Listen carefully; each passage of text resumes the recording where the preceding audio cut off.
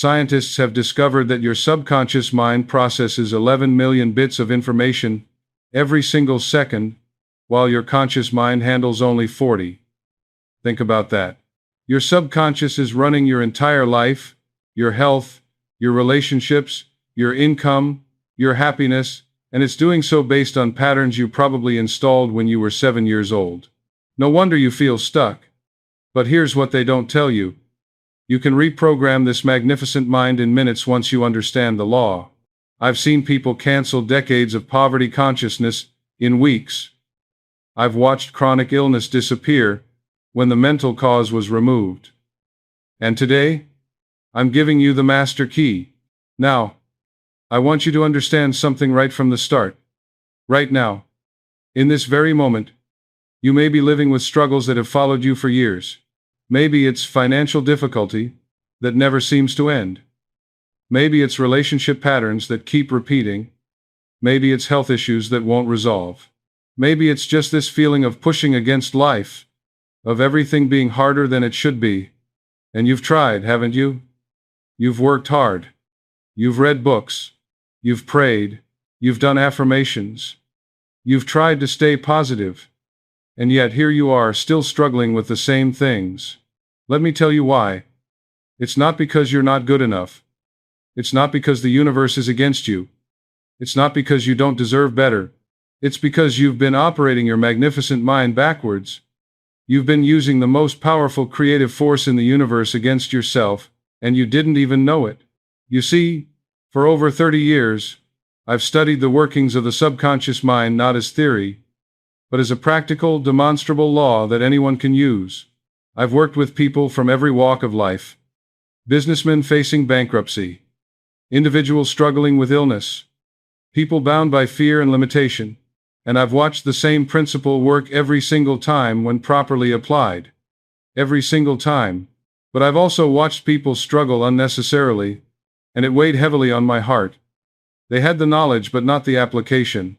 They knew about the subconscious mind but didn't know how to truly impress it. And their lives remained unchanged. So, I searched for the simplest way to convey this truth: one thought, one shift, that could unlock everything.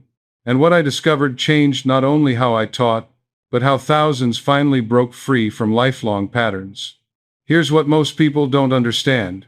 Right now, you may be living in a mental prison of your own making, repeating the same exhausting patterns, feeling like you're pushing a boulder uphill every single day. You go to bed tired, wake up anxious, and wonder why life feels so hard. But there's another way, a way where your deeper mind becomes your ally, where success feels natural, where the right doors open effortlessly because you've finally aligned your conscious desires with your subconscious beliefs. Now I need to be clear with you. This isn't about working harder or having more willpower. You've probably tried that already, and it hasn't worked. It's not about suppressing negative thoughts or forcing yourself to be positive. That's exhausting, and it doesn't last. It's not about lengthy rituals or complicated techniques that you can't maintain.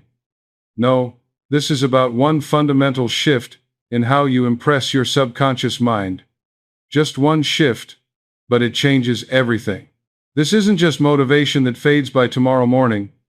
This is a mental reset, a complete reprogramming of the consciousness that's been creating your reality. When you grasp this one thought, this one principle, everything changes because you've changed at the causative level. You're not managing symptoms anymore. You're dissolving the root cause.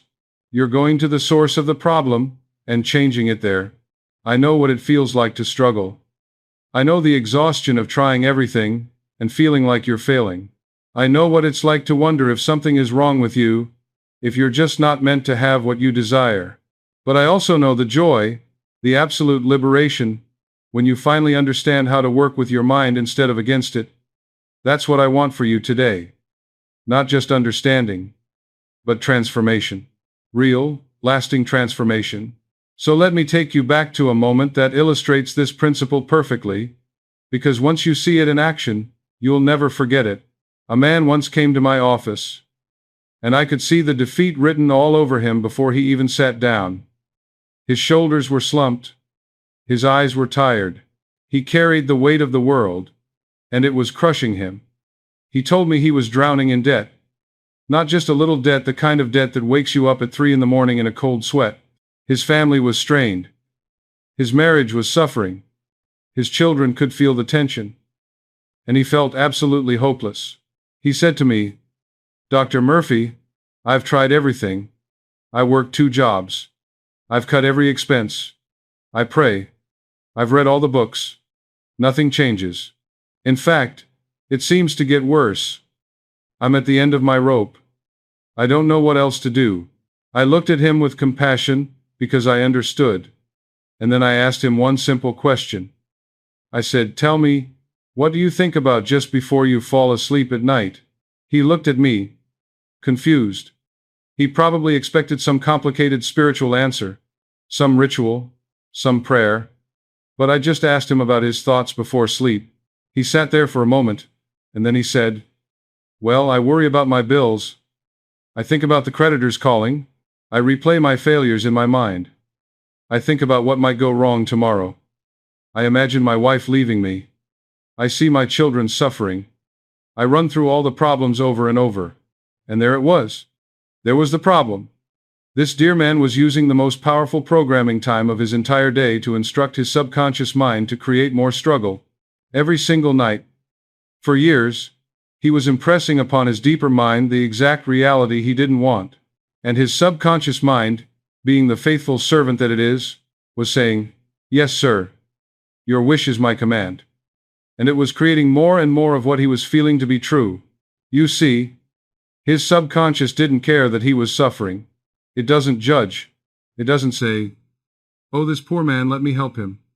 No, it simply accepts what you impress upon it with feeling and brings it to pass. That's the law.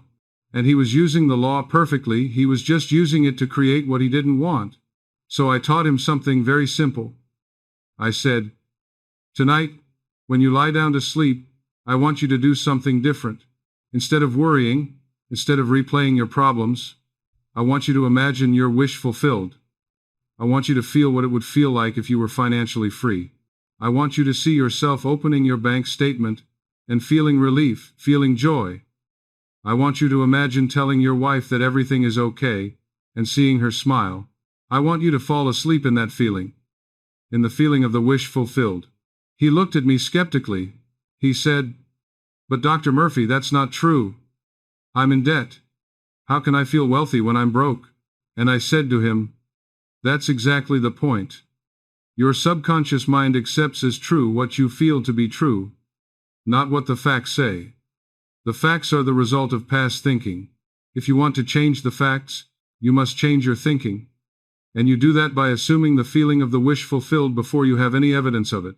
He didn't fully understand, but he was desperate enough to try. And here's what happened. At first, it was difficult for him. His mind kept returning to worry. That was his habit, his mental groove. But he persisted. Every night, he would lie down and imagine his financial freedom. He would feel the relief. He would hear his wife's laughter. He would see his children playing without stress in the air.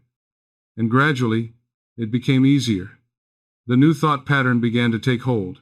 Within 30 days, just 30 days, his entire life began to transform, and not in the ways he expected. An old friend called him out of the blue about a business opportunity. A debt he thought was impossible to settle was suddenly negotiated down to nothing. His boss, who never gave raises, gave him one without him even asking. Opportunities came from everywhere. Money came from unexpected sources. But here's the most important part. His feeling changed first. Before any of the external changes, he felt different. He felt lighter. He felt hopeful. And that change in feeling created the change in circumstances. When he came back to see me, he was a different man. Not just because his financial situation had improved, but because he understood something profound. He said to me, "Dr. Murphy, I finally get it. I wasn't struggling with money. I was succeeding at creating poverty because that's what I was impressing upon my subconscious mind every single night. The moment I changed what I was impressing, everything changed. That's the principle, you see. Your subconscious mind is creating your reality right now based on your habitual thinking. And the most powerful time for programming it is just before sleep, when your conscious mind is relaxed and your subconscious is most receptive. Now let me tell you about another person who demonstrates this principle in a different way. A woman came to me who was bound by her past. She had experienced something difficult in her childhood, something painful, and she had carried it with her for decades. It had become part of her identity. She saw herself as damaged, as a victim, as someone who couldn't be happy because of what had happened to her. She would tell me, "Dr. Murphy, you don't understand. What happened to me was real. It shaped who I am. I can't just forget it." And she was right, it was real. But here's what she didn't understand. She was keeping it real. She was keeping it alive by mentally reliving it every single day. She was taking that old experience and giving it the feeling of now, and her subconscious mind, which doesn't know the difference between past, present, and future, was responding to it as if it were happening right now. I explained to her that her subconscious mind is timeless. It only knows now. It doesn't matter if something happened 40 years ago or 4 minutes ago. If you're giving it your emotional attention now, your subconscious thinks it's happening now and creates your reality accordingly. This was a revelation to her. She had been in therapy for years, digging up the past, analyzing it, trying to understand it. But all of that digging was just keeping the past present. She was watering dead seeds and wondering why they kept growing. So I taught her something different. I said, "From this moment forward, I want you to stop rehearsing the old story. When your mind goes to that past event, I want you to consciously redirect it. And more than that, I want you to revise it. I want you to imagine that event happening differently, not to deny what happened, but to change the emotional charge, to change the meaning you've given it." She practiced this faithfully. Every time the old memory came up, she would revise it in her imagination. She would see herself in that childhood moment, being protected, being loved, being valued. And gradually, something miraculous happened. The emotional charge dissolved.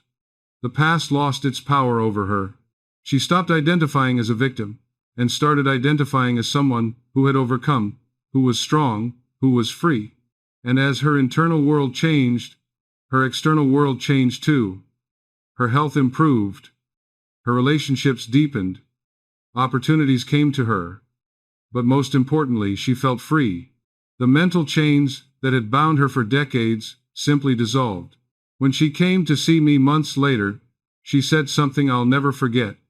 She said, "Dr. Murphy, I finally understand. I wasn't healing from my past. I was finally stopping the recreation of it. All those years, I thought I was a victim of what happened, but I was actually a victim of my own mental activity, constantly bringing the past into the present. You see, this is the power of the subconscious mind. It doesn't argue with you. It doesn't tell you you're wrong. It simply creates your reality based on your dominant mental attitude, based on what you habitually think and feel." Let me share one more story with you, and then I'll break down exactly how this works so you can use it in your own life. There was a businessman who came to me. On the surface, he was doing everything right. He had the knowledge, the skills, the work ethic, but his business was failing, and he couldn't understand why. Every venture he started would begin with promise, and then collapse. Every opportunity would come close to success, and then fall apart. We sat down together, and I began to ask him about his childhood, about his father, and there it was. His father had been a harsh man, a critical man. Throughout his childhood, he had heard the same message over and over. "You'll never amount to anything. You're not good enough. You'll fail just like I did." Now, consciously, this man had rejected those words. He had set out to prove his father wrong. But unconsciously, deep in his subconscious mind, that program was still running. That belief was still there, operating beneath his awareness, sabotaging every effort he made. His subconscious mind had accepted his father's words as true, and it was faithfully creating that reality. This is what most people don't understand. You can have all the conscious desire in the world, but if your subconscious holds a contrary belief, the subconscious wins every time. It's more powerful. It's running the show. So, We worked together to identify that hidden belief and replace it. I taught him to affirm, with feeling, I am successful. I am worthy. I am capable. But more than that, I taught him to assume the feeling of success, not just to say the words, but to feel them as true, to live in that assumption in his imagination. It wasn't easy at first. That old program had been running for decades. But he persisted. And gradually, everything changed. His business not only recovered but thrived beyond his wildest dreams. But more importantly, he was free. Free from the invisible chains of his father's words. Free to create the life he truly desired. He said to me, Dr. Murphy, it was never about the business, was it? It was about the belief. And once the belief changed, everything else changed automatically. Exactly. That's the principle. That's the law. Now, let me tell you a simple story that captures all of this in a way you'll never forget. Imagine a garden. Beautiful, fertile soil, full of potential. Now, this garden doesn't judge what you plant in it. If you plant tomatoes, it grows tomatoes. If you plant thorns, it grows thorns. It doesn't say, oh, I see you're planting thorns, but you probably want tomatoes, so I'll grow those instead. No, it simply grows whatever you plant. Your subconscious mind is exactly the same. It's the most fertile soil in the universe, and it will grow whatever you plant in it with feeling. Most people are planting thorns, worry, fear, lack, limitation, resentment, and then they wonder why their life is painful. They wonder why they keep bleeding, why they keep struggling. But they planted thorns. The farmer who understands the law doesn't plant thorns. He plants deliberately. He plants what he wants to harvest, and then he trusts the soil to do its work. He doesn't dig up the seeds every day to check if they're growing. He doesn't worry. He knows the law is working. He planted the right seeds, and the harvest is certain. So I ask you right now, what are you planting in the garden of your subconscious mind? What are you giving your emotional attention to? What are you feeling to be true? Because whatever it is, that's what's going to grow in your life. That's what you're going to experience. Now, you might be wondering what exactly is this one thought that changes everything? What is this principle I keep referring to? Let me break it down for you in the simplest possible terms, because this is where most people have been missing the mark. Here it is. Your subconscious mind is impersonal. Let that sink in for a moment. It's impersonal. It doesn't judge your thoughts as good or bad. It doesn't care if you're worthy or unworthy. It doesn't play favorites. It simply accepts what you impress upon it with feeling and brings it to pass. That's all it does. That's its function. Think of it like the soil in that garden I mentioned. The soil doesn't say, oh, this person has suffered so much. Let me grow beautiful flowers for them even though they planted thorns. No, it just responds to what's planted. It's impersonal. It's law. Your subconscious mind is the same. It will manifest poverty just as easily as wealth. It will manifest sickness just as easily as health. It will manifest loneliness just as easily as love. It doesn't care which one you choose. It simply creates based on your habitual mental diet, based on what you're consistently impressing upon it with feeling. Now, why is this liberating?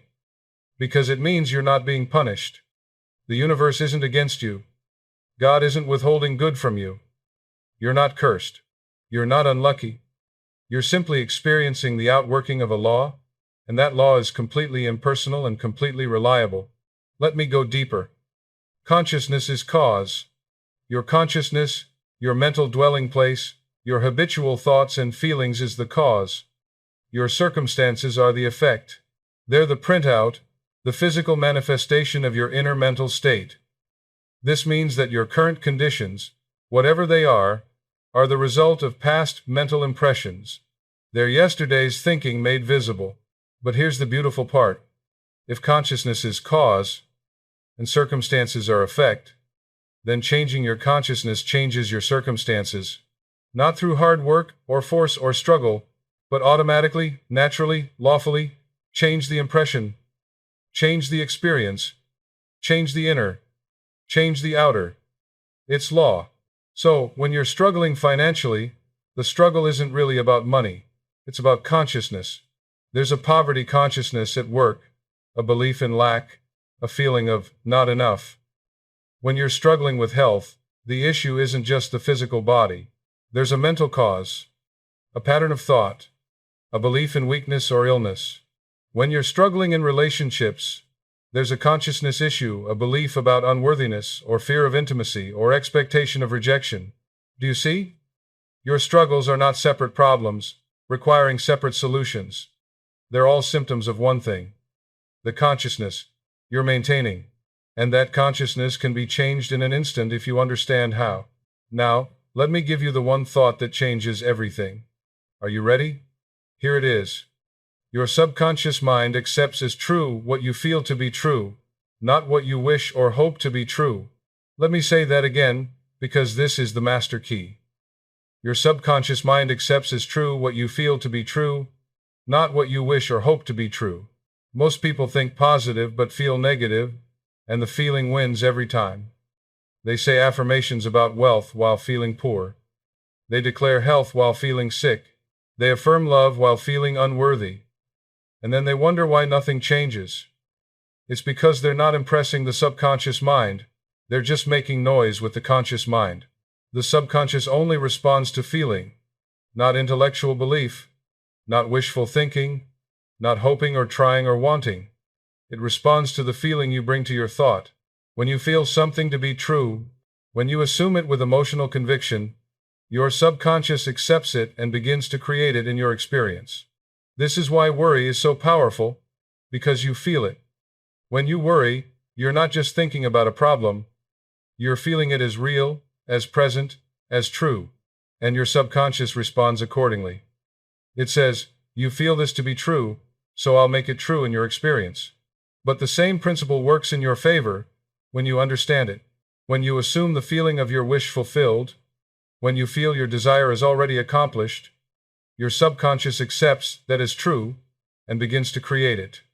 Not by magic, not by miracle, by law, by the natural working of your own magnificent mind. Let me break this down even further, because I want you to really understand this. It's not about denying problems.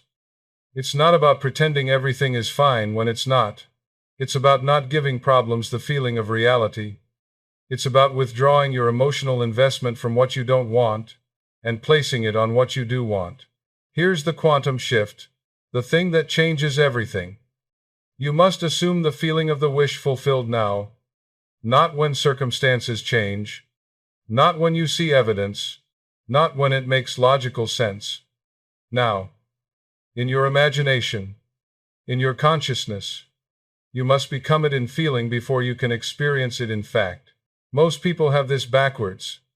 They think, when I get the money, then I'll feel wealthy. When I get the relationship, then I'll feel loved. When I get the health, then I'll feel well. But the law doesn't work that way. The feeling comes first. The feeling is the cause. The experience is the effect. You must feel wealthy in consciousness before wealth appears in your pocket. You must feel loved in consciousness before love appears in your life. You must feel healthy in consciousness before health appears in your body. The outer always follows the inner. Always. Without exception. Now, here's the paradox, and I want you to understand this. You must become it in consciousness before you can experience it in reality, but you can't try to become it. Trying reinforces the current state. Trying says, I don't have it, so I must try to get it. And that feeling of not having it is what the subconscious accepts as true. Instead, you must assume it's already done. You must take the mental position of having it already. Not in the future. Not as a possibility. As a present fact in your consciousness. This is what I call living in the wish fulfilled. Think about it like this. If you had your desire right now, how would you feel? What would be your inner state? That's the feeling you must assume now, without waiting for any external confirmation. That feeling, sustained, impressed upon the subconscious night after night, becomes your reality. This is not positive thinking. Positive thinking is often just denying the negative. This is assumption. This is taking a position in consciousness and maintaining it until it hardens into fact. There's a difference, and it's an important one. Let me explain the timing of this, because this is crucial. Your subconscious mind is most impressionable at two times: just before you fall asleep at night, and just after you wake up in the morning. These are called the alpha states, when your brainwaves slow down and the critical factor of the conscious mind relaxes. During these times, the gatekeeper is drowsy. The conscious mind, which usually filters and judges and doubts, is relaxed. And the subconscious is wide open, ready to accept whatever you give it. This is the programming window. This is your opportunity. What most people do wrong is they use these precious moments to worry, to plan, to stress, to review their problems. They lie down at night and their mind immediately goes to everything that's wrong, everything they're afraid of, everything that might go wrong tomorrow. They're using the most powerful programming time of their day to program failure, struggle, and fear. And then they wake up in the morning, and before they're even fully conscious, they're thinking about their problems again. They grab their phone, see bad news, feel stressed, and they've just programmed their subconscious for another day of the same old thing. But what the wise person does, what someone who understands this law does, is they use these moments deliberately. They lie down at night and, instead of worrying, they assume the feeling of their wish fulfilled. They imagine it. They feel it. They let that be the last impression on their mind before sleep. And then, for 8 hours, their subconscious mind works on that impression, creating the circumstances that match it. This is why the nighttime is so crucial. You're giving your subconscious an 8-hour work shift. You're saying, here's the blueprint. Here's what I want. Now create it. And it will. It must. That's its nature. That's the law. And then in the morning, before the world rushes in, before you check your phone, before you think of your to-do list, you recall that feeling again. You reinforce the impression. You spend just a few minutes assuming your wish fulfilled. And then you go about your day. This one shift, this one change in how you use those precious moments before sleep and after waking, can cancel years, decades of contrary programming. It's not complicated. It's not difficult. But it is powerful beyond measure. Now, let me talk about feeling for a moment, because I want you to understand this clearly. Thought alone is not enough. You can think positive thoughts all day long, but if you don't feel them, if they don't penetrate to the emotional level, they don't impress the subconscious. They're just mental noise. The difference between intellectual acceptance and emotional conviction is the difference between failure and success in using this law. You can intellectually accept that you deserve wealth. You can believe it with your head. But if in your heart, in your feeling nature, you still feel poor, you'll stay poor. The feeling is what the subconscious accepts. Let me give you an analogy. You can know how to play the piano mentally. You can study music theory, understand chord progressions, memorize scales, but until you sit at the piano and actually feel the keys under your fingers, until you hear the sounds you create, until you experience it, you can't play. Knowledge alone isn't enough. You must feel it, experience it, live in it. It's the same with this principle. You must feel your desire as already fulfilled. Not as a future event, not as a hope or wish, as a present reality in your consciousness. You must assume it so completely that it feels natural, that it feels done. How do you generate this feeling? Through imagination and assumption. You use your wonderful imagination to create scenes that would naturally occur after your desire is fulfilled. You don't imagine the process of getting what you want. You imagine already having it. You see yourself living in the reality you desire, and you feel it. You make it real in your mind with such feeling that your subconscious accepts it as true. Let me tell you something important. This is the art of living in the wish fulfilled in your mind, while circumstances catch up. Your external world might not reflect your desire yet, but in your consciousness, it's already done. And you maintain that inner position regardless of what the outer world shows you.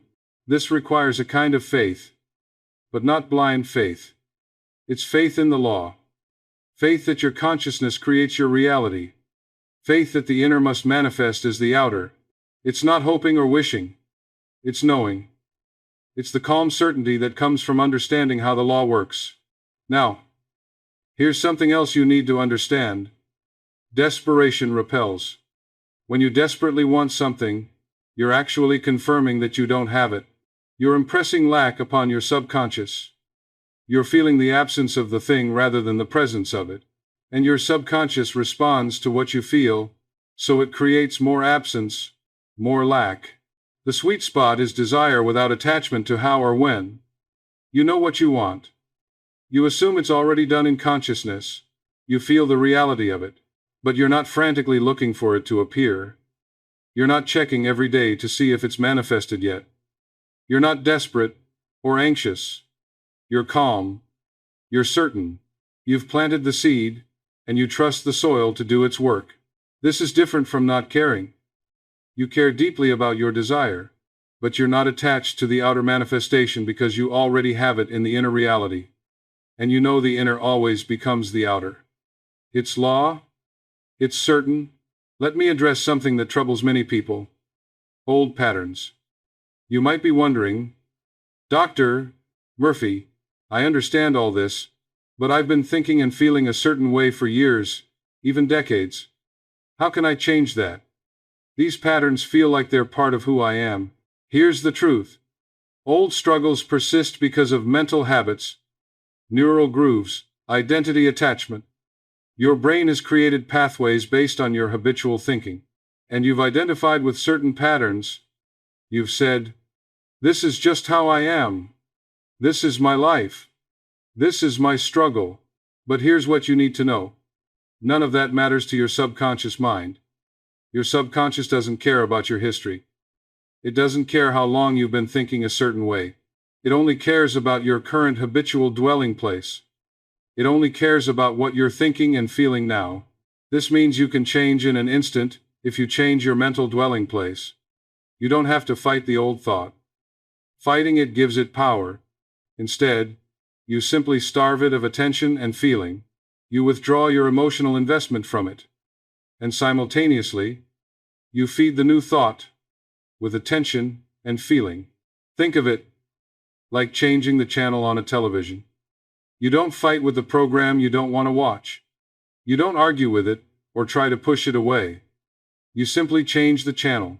You turn your attention to what you do want to watch.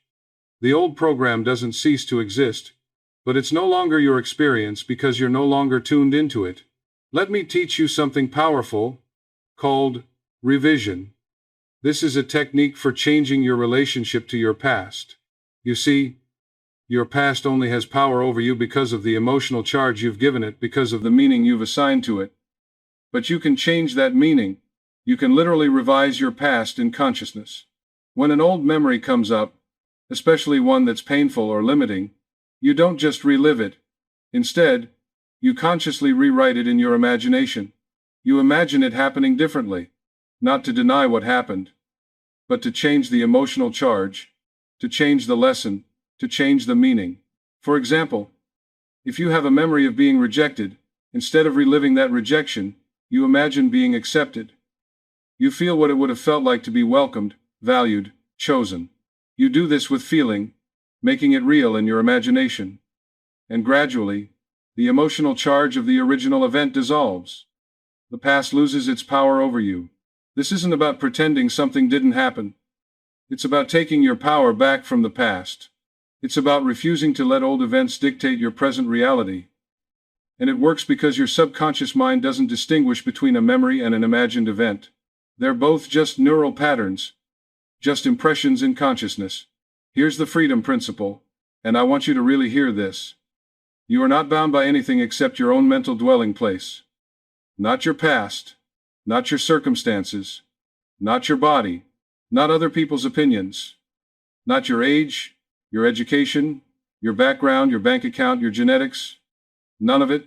You are only bound by what you habitually think and feel to be true. That's it. That's the only limitation. And since you can change what you think and feel, you can change everything. You are always free. You just haven't realized it yet. Now, let me tell you something that should give you tremendous hope. This law is no respecter of persons. It doesn't matter who you are, where you come from, what you've done, what's been done to you. The law works for everyone equally. It's completely democratic. It's completely impartial. It works for the educated and the uneducated, the young and the old, the wealthy and the poor, the healthy and the sick. It doesn't play favorites. It responds to consciousness, period. Your background, your circumstances, your history, none of that matters to the law. Only your current mental diet matters. Only what you're feeding your subconscious right now. This should be incredibly liberating. You don't have to be special. You don't have to be spiritual enough, or worthy enough, or good enough. You just have to understand the law and apply it. That's all. And if it's law, it's reliable. It works every time. The same way, for everyone who uses it correctly. So if you've been thinking, well, this might work for others, but not for me. My situation is too difficult. I've struggled too long. I've made too many mistakes. Stop. That's just your old consciousness talking. That's the very consciousness that created your struggle. But you can change it right now, in this moment. Now, I know what you're thinking.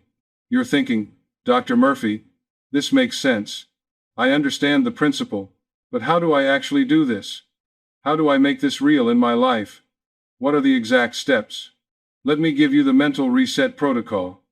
This is your daily practice, your pathway to transforming your consciousness and, therefore, your life.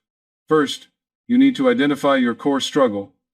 What keeps repeating in your life? What feels like it's been going on for years? What are you tired of experiencing? You need to name it clearly. You can't change what you won't acknowledge. So get specific. Say it out loud if you need to. I struggle with blank, and it makes me feel blank. Maybe you struggle with money, and it makes you feel anxious and unworthy. Maybe you struggle with loneliness, and it makes you feel unwanted and invisible. Maybe you struggle with health issues, and it makes you feel weak and helpless. Whatever it is, acknowledge it. This isn't dwelling on it. This is simply clarifying what needs to change. Second, you need to discover your hidden belief. This is crucial. Ask yourself, what would I have to believe for this to keep happening? Because every persistent struggle has a buried assumption running it, a belief you may not even be aware of, but it's there, operating in the background. If you struggle with money, the belief might be, I have to struggle to survive, or, money is hard to come by, or, I'm not good with money.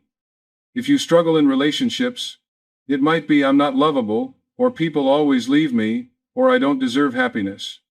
If you struggle with health, it might be I'm weak, or illness runs in my family, or my body is against me. Write it down. See it on paper. Look at it. Because once you see the belief clearly, it begins to lose its power. You realize it's just a thought, just a mental habit, not truth, not reality, just a pattern that can be changed. Third, you need to define your new impression. What's the opposite assumption? What's the belief you want to hold instead? And this is important. State it simply, in present tense, as if it's already true. Not I will be successful. That's future, and it keeps success always in the future. But I am successful, not I want to be healthy, but I am healthy, not I hope to be loved, but I am loved. Make it natural.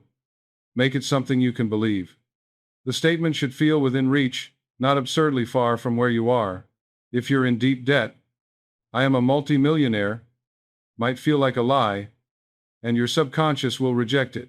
But I am financially secure, or money flows to me easily, might feel believable. Start where you can believe, where you can feel it is possible. And here's the key. The feeling must be accessible to you now, not dependent on future proof. You must be able to feel it as true in your imagination, right now.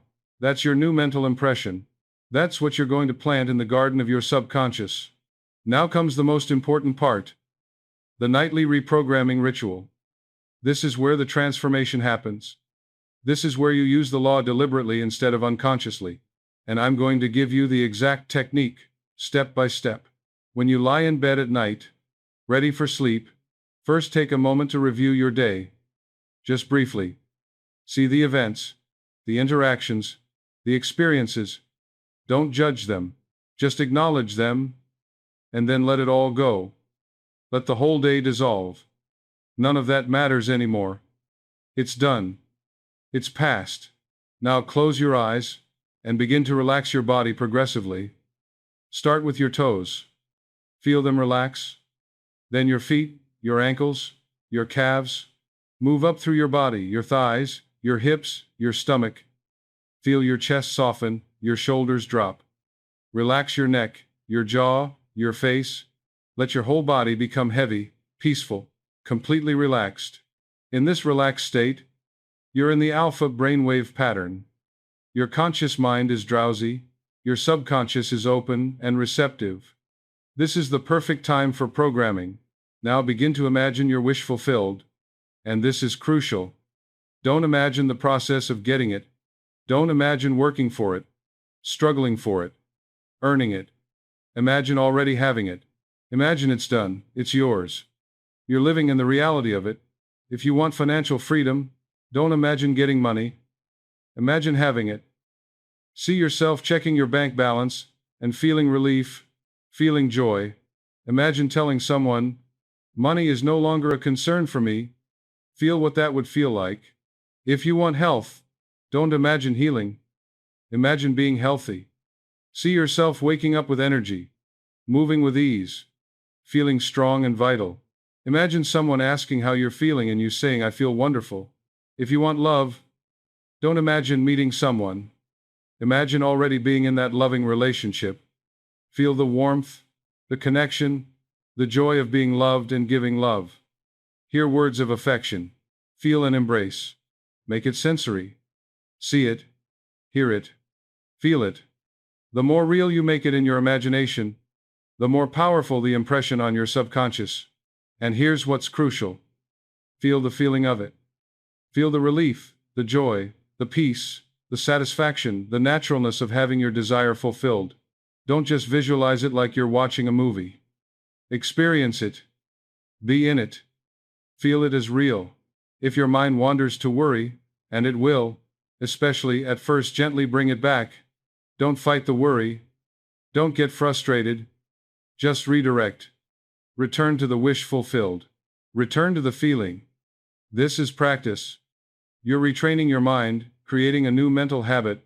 Repeat a simple phrase that captures the feeling. It could be as simple as, thank you, or, it is done, or, I am, or, all is well.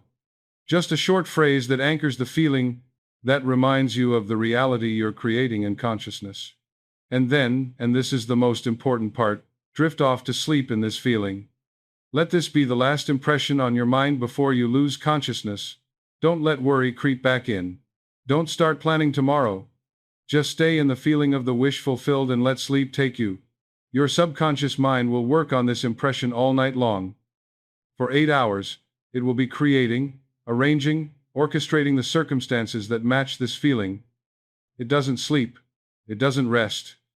It's always working. And you've just given it the blueprint for what to create. Now, let me tell you about some common mistakes people make, because I don't want you to waste time on these. The first mistake is trying too hard. When you strain, when you force, when you make it a big effortful thing, you create tension, and tension blocks the subconscious. It must be easy, natural, relaxed, like drifting into a pleasant daydream. Not work, not struggle. The second mistake is visualizing without feeling. Some people make beautiful mental movies, but they're just images, just pictures, with no emotional content. That's mental gymnastics. That's not impressing the subconscious. The subconscious responds to feeling, not just to pictures. You must feel it. The third mistake is checking during the day if it's working. You do your practice at night, and then all day you're anxiously looking for signs, checking to see if anything has changed, wondering if it's working.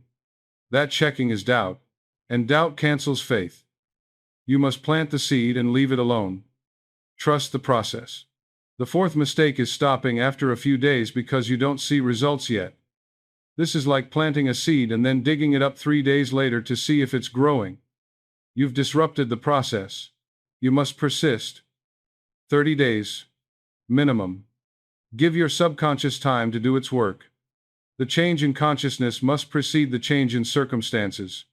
Be patient but persistent.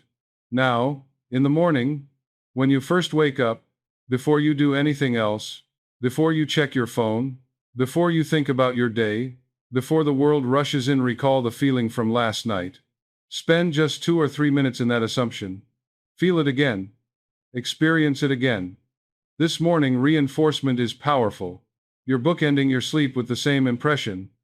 At night before you sleep, and in the morning when you wake, this is maximum impression power. You're programming your subconscious in its most receptive states. Then rise and go about your day. You don't have to think about it constantly. You don't have to affirm all day long. You've done the work in those crucial programming windows. Now just live your life, but with a new inner knowing, a new assumption. However, throughout the day, there's a practice I want you to do. It's a simple awareness practice. Catch yourself when you slip into old mental patterns. When you notice yourself worrying, complaining, fearing, doubting, just notice it. Don't judge yourself. Don't feel bad about it. Just notice. And then, gently, consciously, redirect.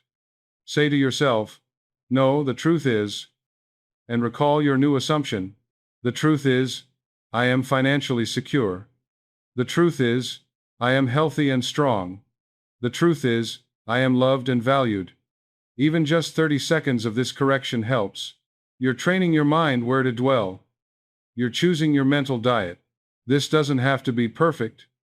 You don't have to catch every negative thought. You're not trying to be a thought police. You're just progressively shifting your habitual dwelling place. A little bit today, a little more tomorrow. Progressive improvement, not perfection. Now, I want you to commit to this for 30 days. 30 days of this nightly practice, this morning reinforcement, this daytime awareness. I call it the 30-day mental reset challenge. Keep a simple journal if you want. Note the inner shifts before you see outer changes. Because the inner always changes first. You'll notice you feel different. Lighter, more hopeful, more at peace. You'll notice opportunities start to appear. Coincidences, open doors, changed feelings in yourself and others toward you. Trust the process even when you don't see immediate results. Your subconscious is working. The law is operating. Your job is consistent impression. That's all. Just keep impressing the right feeling on your subconscious, and it will manifest. It must. That's its nature. After 30 days, this becomes your new mental habit. The struggle dissolves naturally because you're no longer creating it.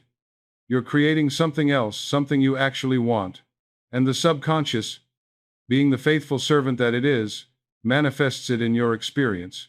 Remember, this isn't about adding something to an already busy life. This isn't one more thing you have to do. This is about using time you're already spending the moments before sleep with intention, instead of letting worry use them against you. Just this one change, done consistently, cancels years of contrary programming.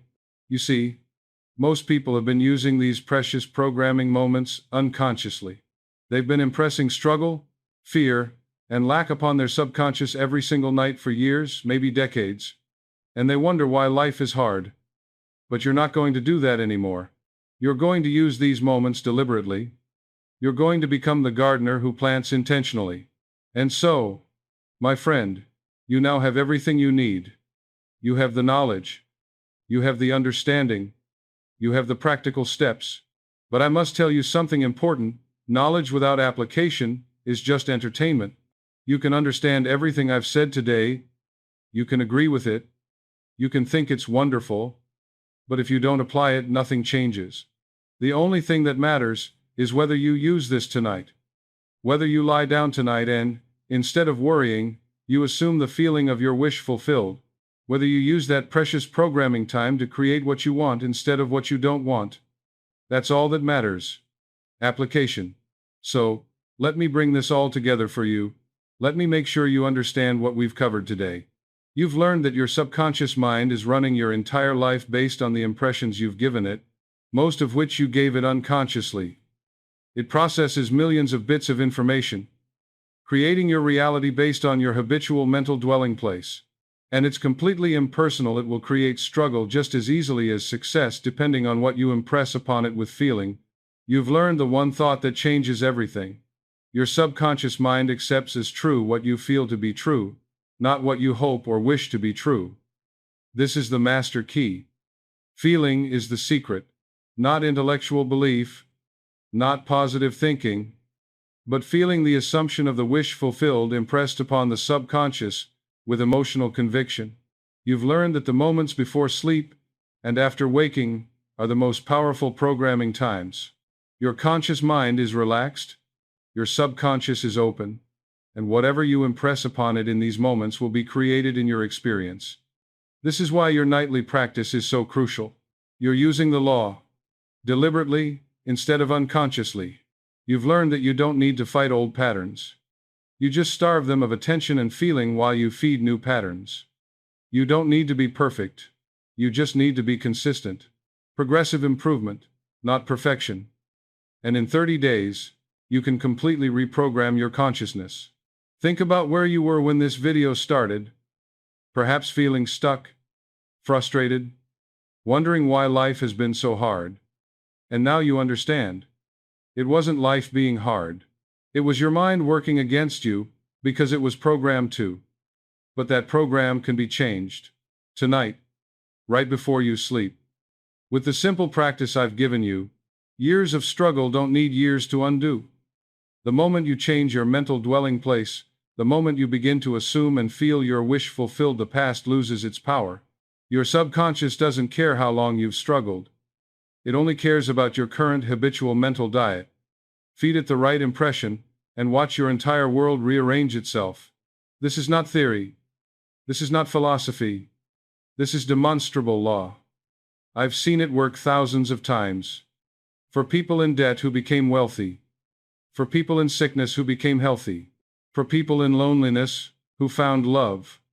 For people in despair who found joy. The law works. It always works. When you use it correctly, it cannot fail. Now, I want you to say something with me. Say it out loud if you can, or say it in your mind with feeling. This is your declaration, your new assumption. Are you ready? My subconscious mind is now accepting the impression of my wish fulfilled.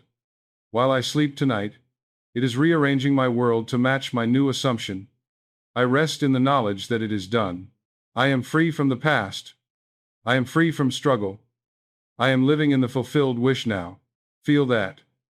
Let it sink deep into your consciousness, not just words.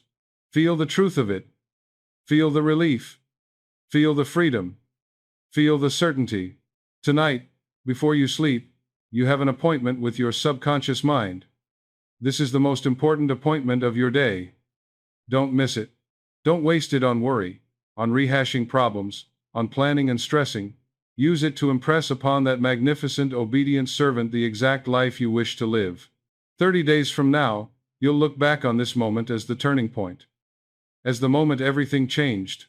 Not because your circumstances magically transformed overnight, but because you finally understood how to use your mind, you finally grasped the law. You finally became the conscious creator of your experience, instead of the unconscious victim of it. And here's what I know. If you do this faithfully, if you apply this principle consistently, you won't just solve one problem, you'll change your entire relationship with life. You'll stop struggling against circumstances and start creating them from consciousness. You'll stop being pushed around by conditions and start being the cause of them. You'll finally be free. Now, if this resonated with you, if you felt something shift inside as you listened, I want you to do something for me. Subscribe to this channel so I can continue to share these principles with you. There's so much more I want to teach you about the power of your subconscious mind, about how to use this magnificent creative force that's within you. Click that like button if this helped you understand something you've been struggling with for years. If you finally see why things have been the way they've been, and more importantly, how to change them, Your like tells me this message is reaching people who need it, and it helps this video reach even more people who are struggling. And here's what I really want. I want to hear from you in the comments below. Tell me, what is the one thing you're going to impress upon your subconscious mind tonight?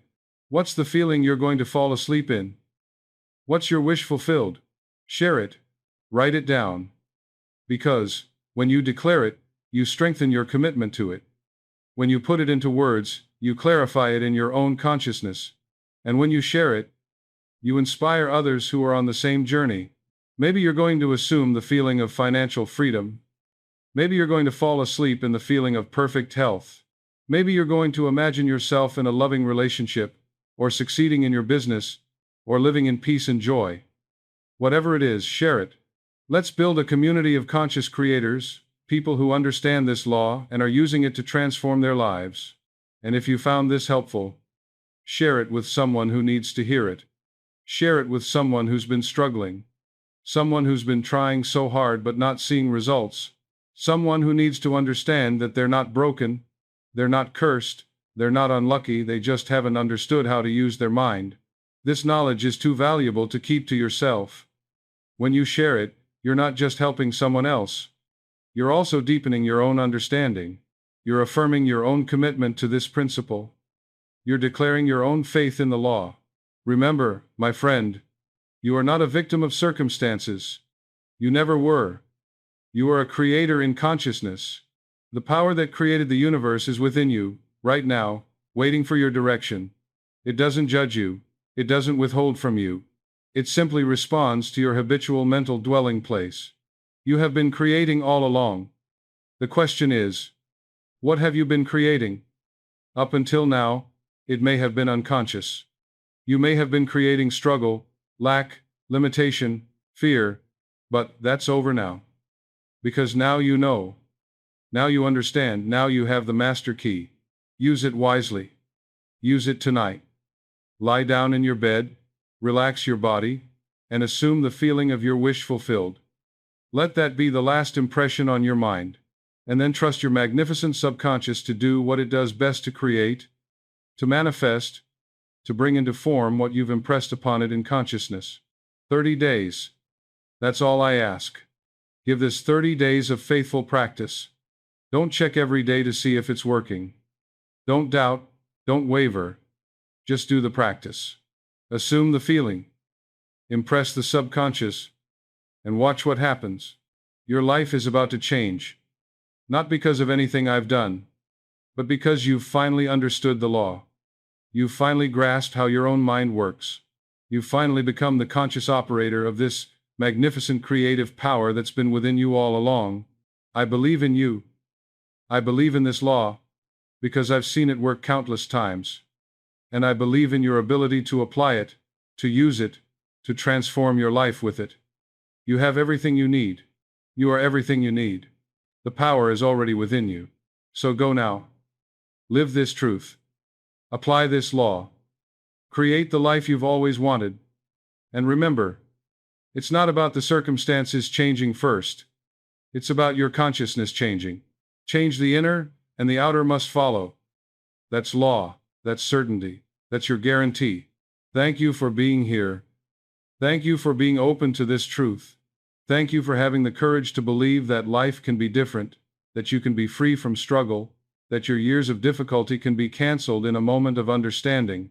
Now go and demonstrate this law in your own wonderful experience.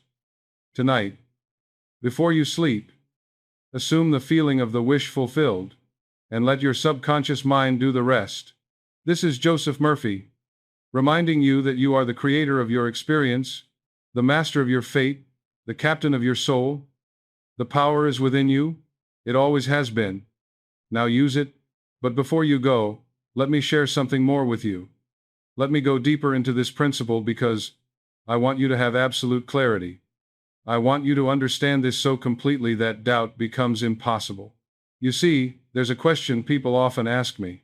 They say, Dr. Murphy, if the subconscious mind is so powerful, if it can create anything, why doesn't everyone have what they want? Why is there so much struggle? And it's a fair question. Let me answer it thoroughly. The reason most people struggle is not because the law doesn't work. The law is always working. It never stops working. It's working right now, this very moment, creating your tomorrow based on your thoughts and feelings today. The reason people struggle is because they don't understand how to work with the law. They're like someone trying to drive a car without knowing where the steering wheel is, where the gas pedal is, where the brakes are. The car works perfectly, but they don't know how to operate it. Most people are operating their minds on autopilot. They inherited beliefs from their parents, from society, from their past experiences, and they never questioned them. They never examined them. They never consciously chose them. And these unconscious beliefs are running their lives, creating their reality, and they don't even know it. Let me tell you about a woman I worked with many years ago. She came to me because she wanted to get married, but she was in her 40s and had never had a serious relationship. She couldn't understand why. She was attractive, intelligent, kind. On the surface, there was no reason she should be alone, but when we dug deeper, we discovered something profound. When she was a child, she watched her mother suffer terribly in a difficult marriage.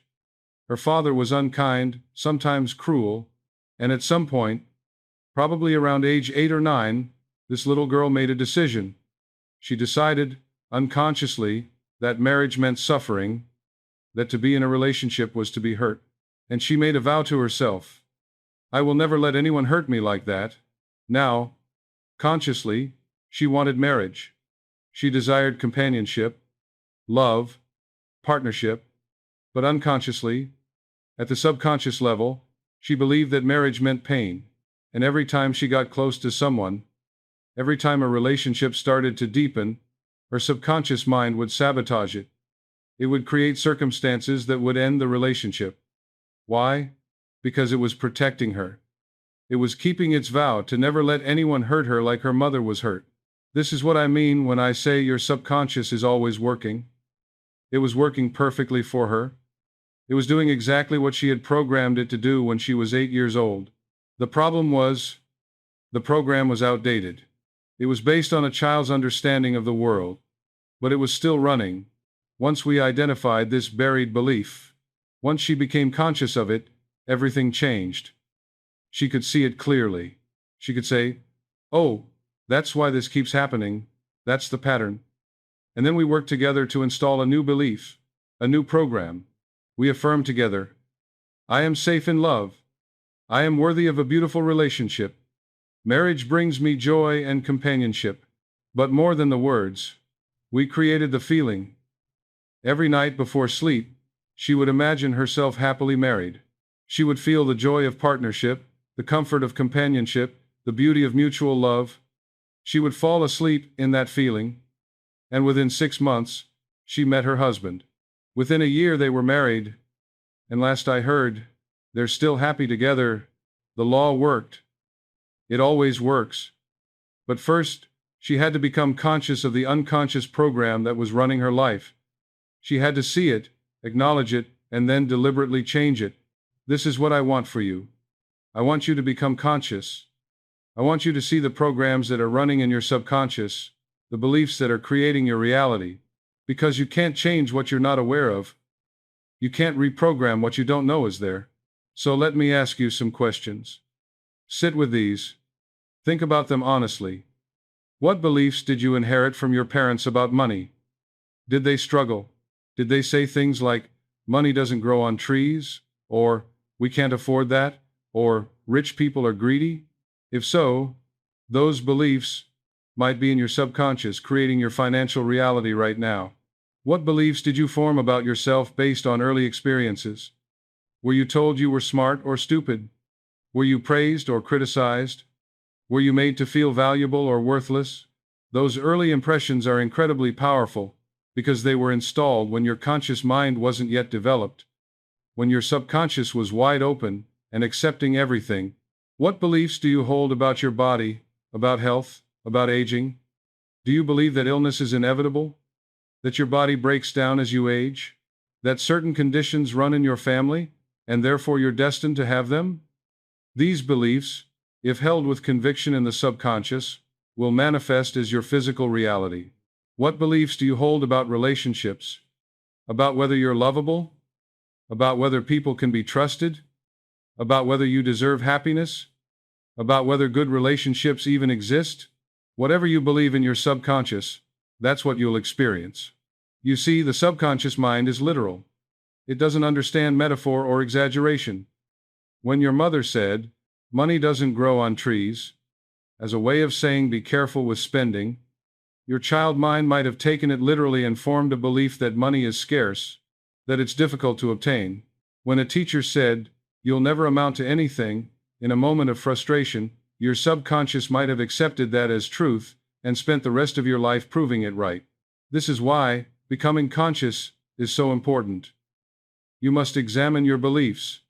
You must look at the programs running in your subconscious. You must ask yourself, is this true? Is this what I want to believe? Is this serving me? And if the answer is no, you must deliberately change it. Now, let me tell you about another aspect of this work that's incredibly important, the concept of mental equivalence. This is a principle that, once you understand it, will unlock everything. You see, you cannot demonstrate anything in your outer world that you don't have a mental equivalent for in your inner world. Your external circumstances must match your internal consciousness. This is law. This is absolute. What does this mean practically? It means that if you want wealth in your external world, you must first have a consciousness of wealth in your internal world. You must have a mental equivalent of wealth.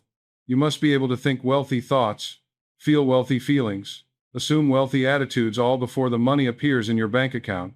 If you want a healthy body, you must first have a consciousness of health.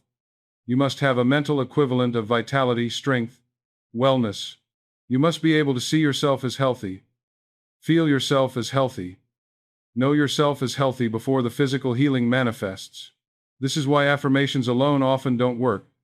People affirm, "I am wealthy," while their entire mental equivalent is poverty. Their thoughts are poor thoughts. Their feelings are fearful feelings. Their attitudes are lack-based attitudes. They're saying, "I am wealthy," but feeling, "I am poor." And the subconscious responds to the feeling, not the words.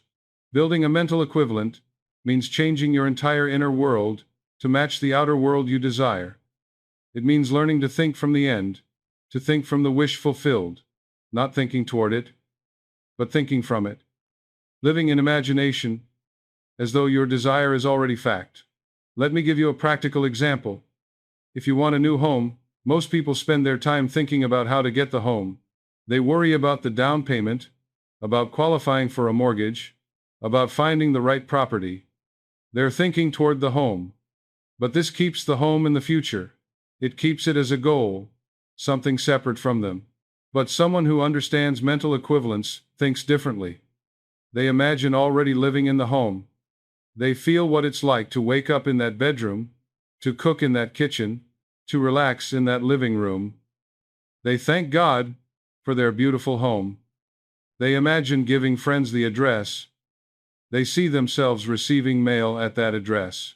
They're thinking from the home, living in the mental equivalent of already having it. And what happens? The subconscious mind, accepting this mental equivalent as reality, begins to create the circumstances that match it. Maybe they discover a loan program they didn't know about. Maybe a relative offers to help. Maybe the perfect property appears at the perfect price. Maybe their income increases. The how is not their concern. The how is the subconscious mind's job. Their job is to maintain the mental equivalent. This is what Jesus meant when he said, "Therefore I tell you, whatever you ask for in prayer, believe that you have received it, and it will be yours." Believe that you have received it, not believe that you will receive it. Have received. Present perfect tense. It's already done in consciousness. That's the mental equivalent. That's the inner reality that becomes the outer experience. Now, let me share with you another powerful technique that I've taught thousands of people. It's called the gratitude technique, and it works because gratitude is the feeling of already having. When you're truly grateful for something, you're assuming you have it. You can't be grateful for something you think you don't have. Gratitude and possession go together. So here's how you use this. Instead of asking for what you want, thank God for already having it. Instead of saying, "Please give me financial abundance," You say thank you for my financial abundance. Feel the difference? The first keeps it separate, keeps it as something you're lacking and requesting. The second assumes you have it, and you're simply expressing gratitude. Every night, as part of your practice before sleep, spend time in gratitude.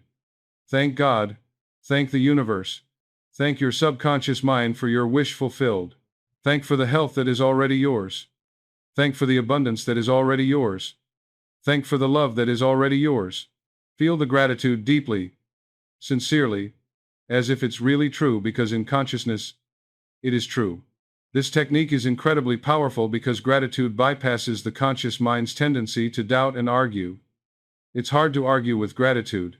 Your conscious mind might say, "But I don't have money," when you affirm wealth. But when you say thank you for my wealth, there's less resistance. And the feeling of gratitude impresses the subconscious powerfully. Let me tell you about a man who used this technique with stunning results. He was facing bankruptcy. His business was failing, creditors were calling, he was about to lose everything. He came to me desperate, asking what he could do. I taught him this gratitude technique. Every night before sleep, and every morning upon waking, he would spend 10 minutes in gratitude. He would thank God for his thriving business, for his abundant income, for his financial freedom, for his ability to pay all his debts with ease. At first, it felt like a lie. His circumstances screamed the opposite. But I told him, the circumstances are the old. You're creating the new. Persist. He persisted. And something remarkable happened. Within the first week, his whole emotional state changed. He stopped feeling anxious and started feeling hopeful. He stopped feeling like a victim and started feeling like a creator. And as his inner state changed, his outer circumstances began to shift. A business deal that had fallen through suddenly revived. A client who owed him money for months suddenly paid. A new opportunity appeared that brought in significant revenue. Within 3 months, he was not only out of danger but more successful than he'd ever been.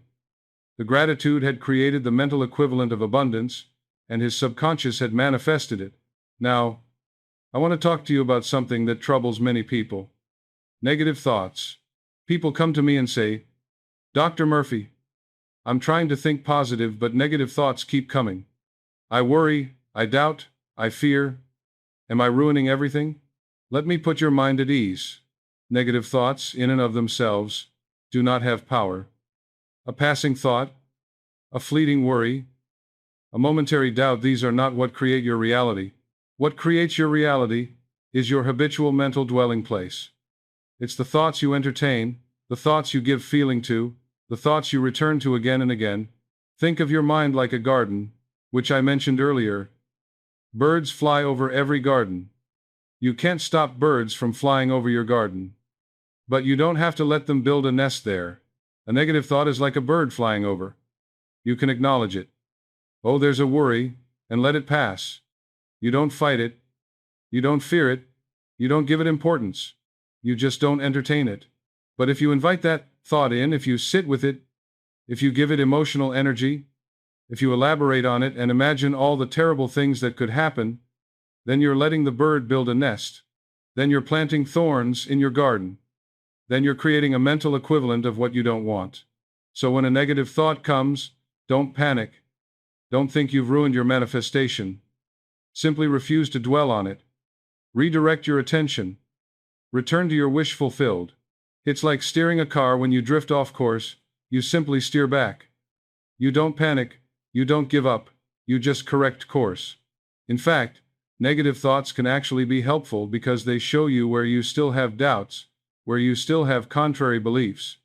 They're like warning lights on a dashboard, showing you what needs attention. When you notice a recurring negative thought, ask yourself, what belief is underneath this? What am I assuming that's creating this thought? Then you can address the root cause, the belief itself. Let me share another powerful principle with you, the principle of mental diet. This is something I cannot emphasize enough. Your mind is constantly consuming information, impressions, suggestions. And just like your physical body is shaped by the food you eat, your mental and emotional state is shaped by the mental food you consume. What are you feeding your mind? What are you reading? What are you watching? What are you listening to? Who are you talking to? What conversations are you participating in? All of this is food for your consciousness, and it's shaping your mental equivalent, your habitual dwelling place. If you spend your time watching news that emphasizes danger, crisis, and catastrophe, you're feeding your mind fear. If you spend your time in gossip and complaint, you're feeding your mind negativity. If you spend your time comparing yourself to others on social media, you're feeding your mind inadequacy, and all of this goes into your consciousness and shapes your reality. This doesn't mean you need to be ignorant of the world or avoid reality. It means you need to be selective and intentional about what you allow into your consciousness. Choose wisely. Choose content that uplifts, that inspires, that educates, that aligns with the mental equivalent you're trying to build. If you're working on building wealth consciousness, consume content about abundance, success, prosperity. Read biographies of successful people. Listen to teachings about prosperity principles. Surround yourself with people who have an abundance mindset. This feeds your mental equivalent of wealth. If you're working on health, immerse yourself in content about vitality, healing, wellness. Read stories of remarkable recoveries. Study the principles of health. Avoid conversations that dwell on illness and limitation. Feed your mental equivalent of health. This is not about denying reality or living in a bubble. It's about being intentional with your consciousness.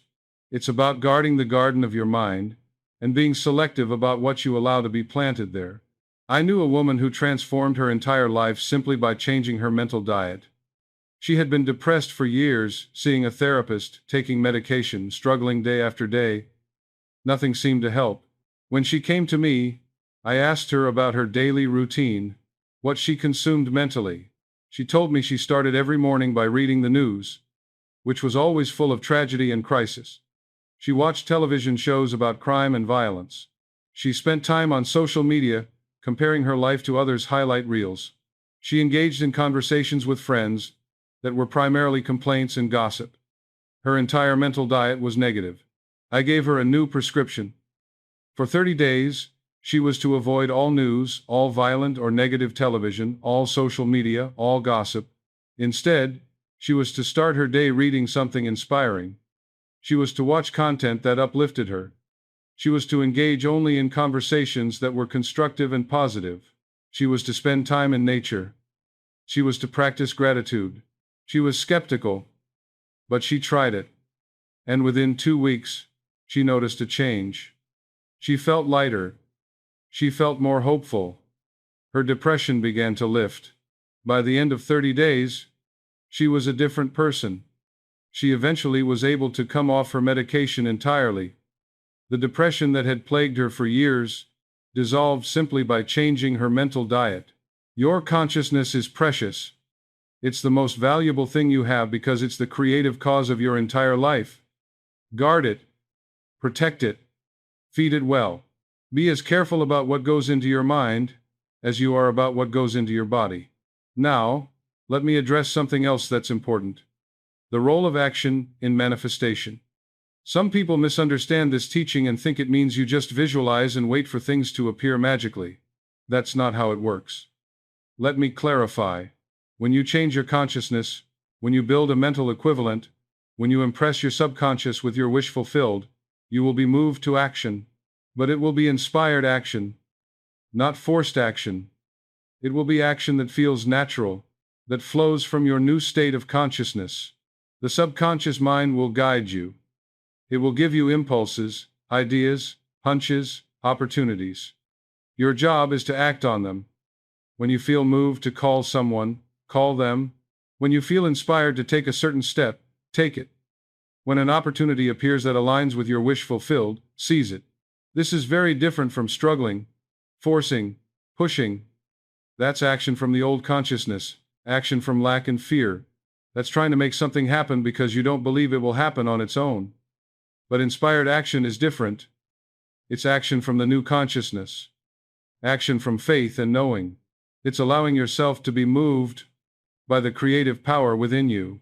Think of it like floating down a river versus swimming against the current. When you're in the old consciousness, You're swimming against the current, exhausting yourself, struggling for every inch of progress. But when you're in the new consciousness, you're floating with the current. You're still navigating, still steering, still choosing your course. But the river is carrying you. The effort is minimal because you're working with the law, not against it. A businessman once asked me, "Dr. Murphy, should I take this business deal?" And I said to him, "What does it feel like? When you imagine this deal, what's the feeling?" He said, "It feels forced. It feels like I'd be pushing." And I told him, "Then don't do it. That's action from the old consciousness. Wait for the opportunity that feels natural, that feels like the next right step, that flows from your new assumption." 2 weeks later, a different opportunity came to him. He said, "Dr. Murphy, this one feels right. It feels natural, like it's meant to be."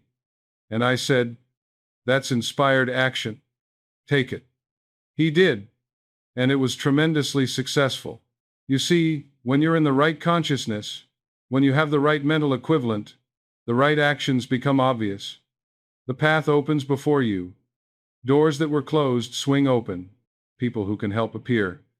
Circumstances arrange themselves. It's not magic, it's law. It's the subconscious mind creating the conditions that match your consciousness. Your job is not to figure out the how. Your job is not to plan every step.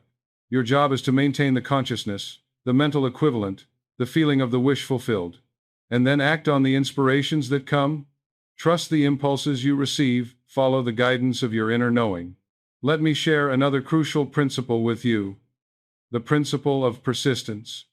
This is where many people fail. They understand the teaching. They practice for a few days or weeks. They don't see immediate results and they give up. They return to their old patterns of thinking and then they say, "It doesn't work." But the law always works. The question is, did you persist long enough for the subconscious to complete its work? Did you maintain the assumption long enough for it to harden into fact? Did you stay faithful to the new consciousness even when circumstances still reflected the old? Think about planting a seed. You plant it, you water it, and then you wait. For days, you see nothing. The ground looks exactly the same. But underneath, invisible to your eyes, the seed is germinating. Roots are growing, a sprout is forming, and if you just wait a little longer, if you just persist, the plant will break through the surface. But if you dig up the seed after 3 days, because you don't see anything, you've killed the plant. Your impatience has destroyed what was growing. It's the same with consciousness. When you impress a new belief on your subconscious, when you assume a new state, there's a gestation period. The subconscious is working, circumstances are rearranging, but it's not visible yet. If you persist, if you maintain the assumption, if you stay faithful to the wish fulfilled, it will manifest. It must. That's law. But if you give up too soon, if you return to the old consciousness, you abort the process. I've seen people transform their lives after 30 days of practice. I've seen others take 60 days, 90 days. The time varies depending on the intensity of the desire, the depth of the conviction, the consistency of the practice, and the magnitude of the change in consciousness required. But it always works if you persist. So I'm telling you now, commit. Commit to this practice for at least 30 days, without wavering, without doubting, without checking to see if it's working. 30 days of faithfulness to the new consciousness. 30 days of assuming your wish fulfilled every night before sleep. 30 days of living in the mental equivalent. Can you do that? Will you do that? Because if you will, I promise you your life will change. Not because I have any power, but because the law has all power. And when you use the law correctly, persistently, faithfully, it cannot fail to produce results. Now let me tell you about the power of revision again, but in more depth, because this technique is so valuable. Revision is the practice of mentally rewriting your day, your past, your experiences, to change their meaning and their emotional charge. At the end of each day, before you do your wish-fulfilled practice, take a few minutes to review your day. When you come to a moment that was negative, perhaps someone was rude to you, perhaps you reacted poorly to something, Perhaps something didn't go as you hoped. Don't just replay it as it happened, revise it. Imagine it happening differently. If someone was rude to you, imagine them being kind. If you reacted with anger, imagine yourself responding with calm and grace. If something went wrong, imagine it going right. See it, feel it, make it real in your imagination as if that's what actually happened. Why does this work? Because your subconscious mind doesn't distinguish between a memory and an imagined event. They're both just neural patterns, just impressions in consciousness. When you revise an event, you're changing the impression, changing the meaning, changing the emotional charge, and this changes how that event influences your future. But more than that, revision changes your state of consciousness. If you go to bed dwelling on everything that went wrong, you're impressing failure on your subconscious. But if you revise those events and then go to bed with the corrected version, you're impressing success. You're ending your day in the state you want to be in, not the state circumstances tried to put you in. This is especially powerful for healing past traumas, for releasing old hurts, for freeing yourself from the prison of painful memories. You don't deny what happened. You don't pretend it didn't happen, but you change its meaning in your consciousness. You revise it to remove the pain, to change the lesson, to free yourself from its grip. I had a patient who had been betrayed by a business